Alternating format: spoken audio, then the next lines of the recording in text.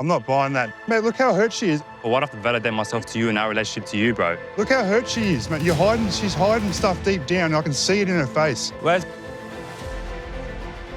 All right, guys. Athena, that's a very, very, well, serious statement, which is, do you feel you need permission to speak when you're with Adrian? It's not that I feel like I need permission. It's that sometimes I feel like it'll cause a rift between us if I go into too much detail about certain things. The confessions letter was very difficult for me because I felt that Elliot hadn't shared a part of himself, any part. Like, I felt like I'd just put myself out on a limb, and for her to say that, it was just like I had, been kind of stabbed. It just felt extremely like I was just telling a brick wall. Sorry, I've just got to jump in here, Veronica. I'm watching you as I'm listening to Elliot's story, and are you aware of the way you're responding non-verbally? I am, yeah. It actually feels like you're being quite judgmental here. I didn't gain an understanding of how that event affected him in any capacity. You said I felt like the world was ending, but what does that mean to you? You don't think I think that the world is ending is him opening up and being vulnerable for you? I don't understand you, Elliot. I'm trying to understand you. I'm disappointed because I don't feel like I've learned anything new about you. If you're going to actually move forward here, you've got to empathise and understand he's going at a different pace. And I apologise for offending you. Thank you. And I'm grateful that you met me where you could. Clint was doing the dishes. What usually is a spark for me in a relationship is like with an alpha male personality type.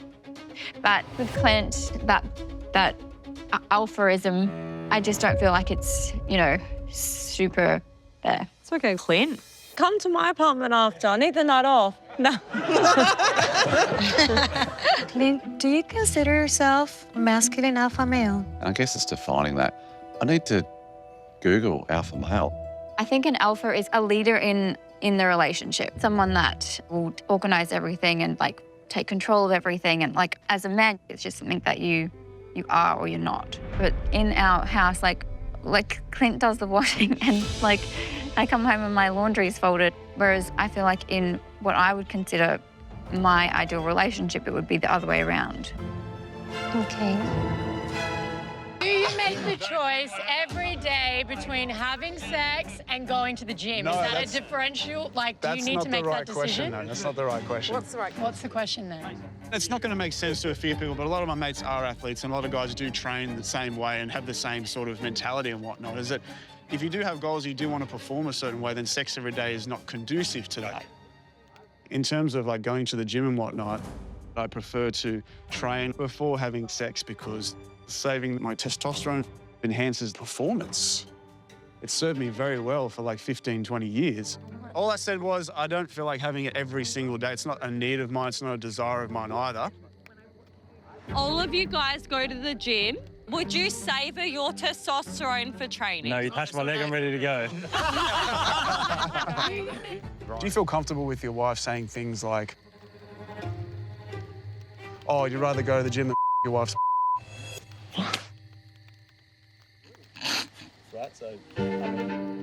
I was really offended by that. Like my sexual relationship shouldn't have been put forth in those terms. Like that was... Hold on, do you feel comfortable, like, commenting on your wife? Yeah, like, I've taken accountability for that. That was a mistake, 100%. So I'm asking so the you question... can have a mistake, but someone else can't have a mistake? No, I'm just saying, how do you feel about that? Well, I didn't know at the time and only found that out today. But Ryan, you having to go at TJ for what Beth said? Is that what's happening here? Like, why are you having to go at TJ for what Beth said?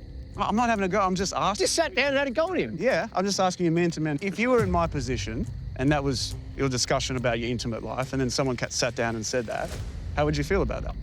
Probably wouldn't call your wife classless. Beth told me that Ryan said that she was classless, which isn't right. You are so lucky to have been given a second opportunity with someone that you're saying is Incredibly lucky. So much better than your first match for your for your personality or something like that. No, I like appreciate everyone has their opinion, but like it just doesn't have a lot of impact. who is this person? She has been so cold and reserved from the get-go, and I've consistently gone, maybe she's just reserved.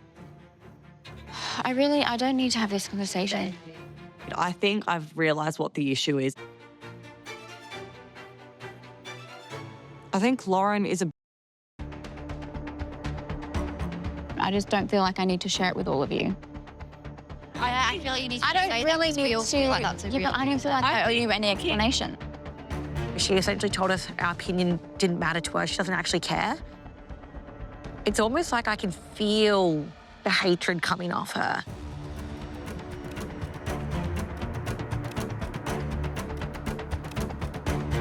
The Bogans just keep boganing with their boganic ways. They can't help it. But just remember... No, you know what? We just want honesty. Just another night in paradise with these absolute feral people. Being here is, you know, out of my comfort zone. Being with Clint, you know, on a daily basis, like, I don't have a connection with Clint. There is no spark. But I just don't feel like I need to share it with all of you.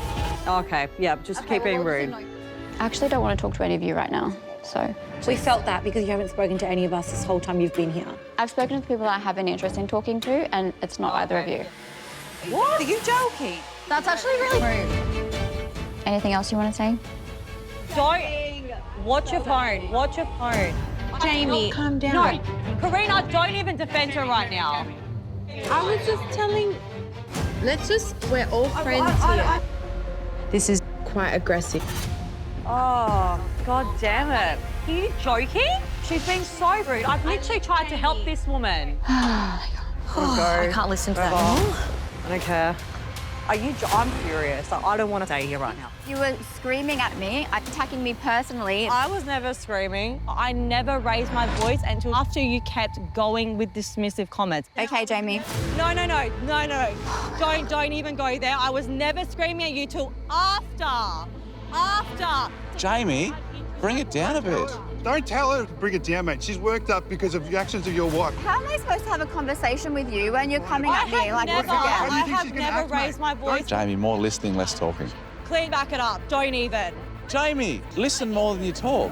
Babe, this is the issue. Just stop. Just allow everyone to have a voice. Thanks, Karina. I'm not defending her. I'm just saying, like, it is a lot. I'm listening to this and I'm getting sad listening. This is where you're having your empathy. Don't back her up. I'm saying Sydney can hear you now. Clint, don't even. Don't. Speak to her like that, mate. Don't. She's actually embarrassing. Clint, I've always been nice. Don't even. Jamie, sit the down. No, bro, this is the 10th time, bro. You have sworn at a woman, bro. Thank you. He has sworn at me.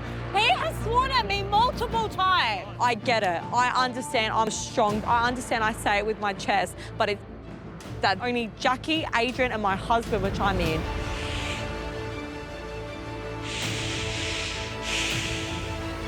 It is so embarrassing. It is so embarrassing. I'm so sick to death of it. I've done this too many times. Everyone was asking the questions and she walked off. So what would you do in a group setting? Welcome to Married at First Sight when we ask questions. Babe, it's how you ask the questions. Stop painting this narrative that we were coming in guns blazing. She was being ambushed. And I'm trying to say, she was being ambushed. How are you going to defend Lauren? I don't agree with the behaviour. It was like Mean Girls. Who are you calling a mean girl? It was Mean Girl. Are you exactly joking? how you're Shut talking up, right Karina. now. Don't you call me a mean girl, because I won't stand for it. We tone it down a bit. I'm off now. How you came in tonight was going to really show me, like, what the hell's going on here. Because, like I said, I look at you and Karina, both, like, genuine friends. But at the same time, you're not meeting me with this stupidity. That's why I put you in very different categories. Like, I really think we should put this to bed, but, like, I genuinely love you. You're not going to tell me to put it to bed, though, because this is my feelings. I'm not even giving a sincere apology. Ree hasn't doubled down. Ree hasn't called me names. Ree's come in and she's genuinely sincere. But I'll choose when I put it to bed. I don't put you in the same category. I don't want to throw away this friendship. Our friendship is a lot more deeper than what is going on there. I don't care about it anymore. That's a waste of time. Now I'm hurt. You okay? I feel like I'm not smart enough. I feel like I'm the dumb girl. I'm not good with this stuff. Like, I just want to see the best in everyone, and I feel like I'm just stupid. You have obviously gone to Lauren and spoken about Elliot, and I think that's what infuriates me, because that is the only logical reason you defend Lauren. I've not done that. I just kind of want to hear, like, your side fully. Okay. When did I go to her? I just don't think it's going to last long because I don't know how long Elliot can keep up the facade. Hang on. Have you spoken to her about your relationship with Elliot? Elliot is a narcissist. Make sure you're talking facts, babe. Yeah, we've had a conversation. Veronica admitted it. She did go to Lauren and had a conversation about me. I had no idea she did that. That's like going to someone's ex.